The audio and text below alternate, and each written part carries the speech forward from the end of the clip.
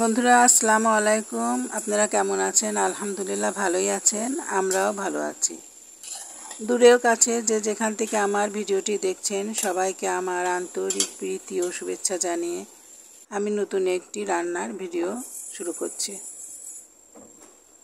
বন্ধুরা, আমি পটল ভাজি আর খাসির মাংসটা রান্না করে নিলাম। গরুর মাংসটা আমার কষানো হয়ে গেছে।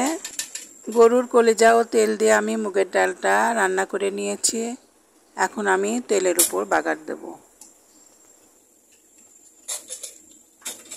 পেঁয়াজটা গোলাপি হয়ে গেলে আমি দিয়ে দেব কিছু গোটা গরম মশলা। গরম মশলা দিয়ে কিছুক্ষণ নেড়ে চেড়ে নেব। গোটা গরম মশলা থেকে সেন্ট বের হলে মুগের ডালটা দিয়ে দেব।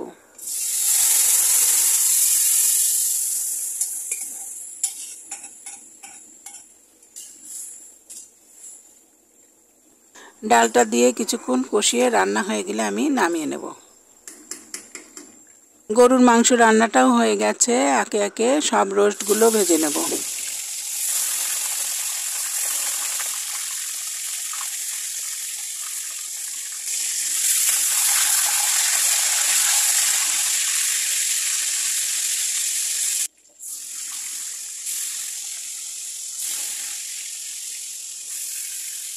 সব রোস্টগুলো সুন্দর করে ভেজে উঠিয়ে নিয়েছি।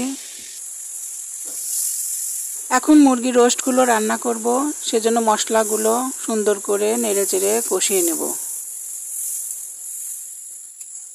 রোস্টের সব মশলা দিয়ে আমি কষাতে থাকব। মশলাটা যত সুন্দরভাবে কষাতে থাকবো রান্নাটাতেও তত ভালো স্বাদ আসবে।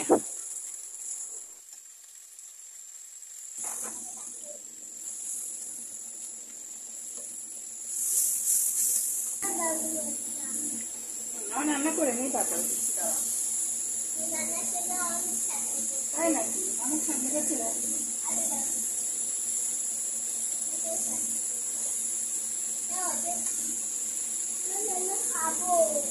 রান্না করে নেই। আমি তোমার জন্য তো রান্না করছি। বটি বটি বটি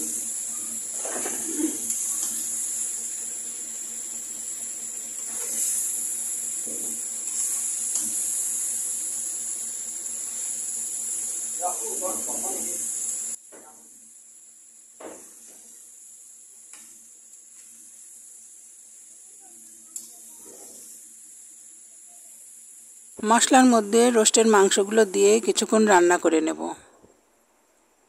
এখন সামান্য পানি দিয়ে কিছুক্ষণ ঢেকে সিদ্ধ করে নেব। সিদ্ধ হয়ে গেলে আমি নামিয়ে নেব।